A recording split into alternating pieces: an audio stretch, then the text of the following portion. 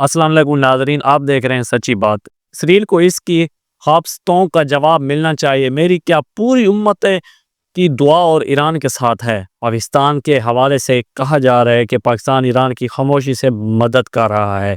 سچ کیا ہے اس بارے میں علم نہیں، لیکن اگر ایسا ہے تو یہ نہایت احسن عمل ہے، اور یہی وہ طریقہ ہے جس کی آج پوری مسلم امت کو ضرورت ہے۔ اگر ہم مسلمانوں کو ایک ہو کر ظالموں کے خلاف ڈٹنا ہے تو ہمیں اسی طرح متحرک ہو کر عملی اقدامات کرنے ہوں گے۔ یہ جنگ محض ایران اور اسرائیل کے درمیان نہیں، بلکہ بالکل ویسے ہی ہے جیسے پاکستان اور بھارت کی جنگ دراصل اسلام اور کفر کی جنگ تھی۔ آج پوری دنیا کے مسلمانوں کے دل ایران کے ساتھ ہیں، اور خوشی کی بات یہ ہے کہ پاکستان ان چند ممالک میں شامل ہے جن نے دو ٹوک انداز میں ایران کے ساتھ کھڑا ہونے کا دعویٰ کیا، جس پر ایران نے بھی پاکستان کا شکریہ ادا کیا۔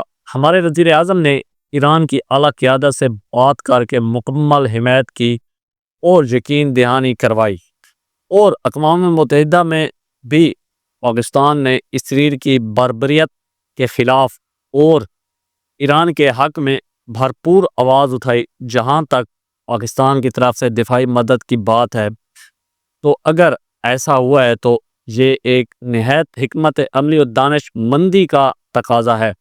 وزیر دفاع خواجہ آصف نے بالکل درست کہا کہ اگر مسلمان متحرک نہ ہوئے تو ایک ایک کر کے سب کو نشانہ بنایا جائے گا۔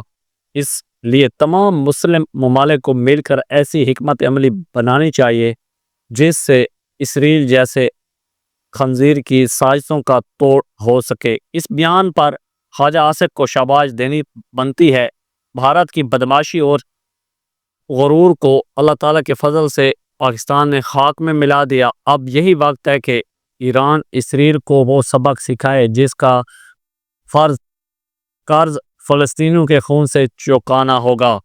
اسرائیل نے غزہ میں ظلم و ستم کی انتہا کر کے 25,000 سے زائد بے گناہوں کو شہید کیا۔ ان کے گھروں، اسپتالوں، سکولوں کو ملبے کا ڈھیر بنا دیا۔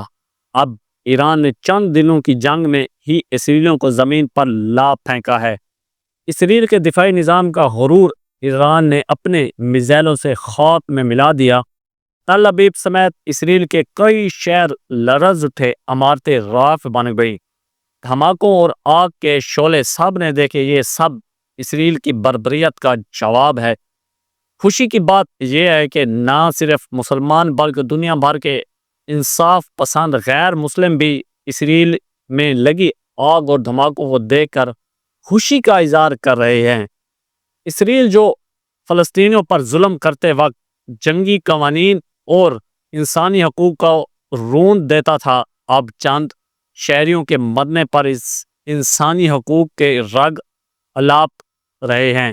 دوسری طرف ایران بھی اپنے دوست اور دشمن کا پتہ چل رہا ہے۔ بھارت کس طرح اسرائیل کے ساتھ ہے اور کس طرح بھارت کے راہ کے ایجنٹ موساد کے ساتھ مل کر ایران میں جاسوسی کر رہے ہیں، یہ سب بے نقاب ہو چکا ہے۔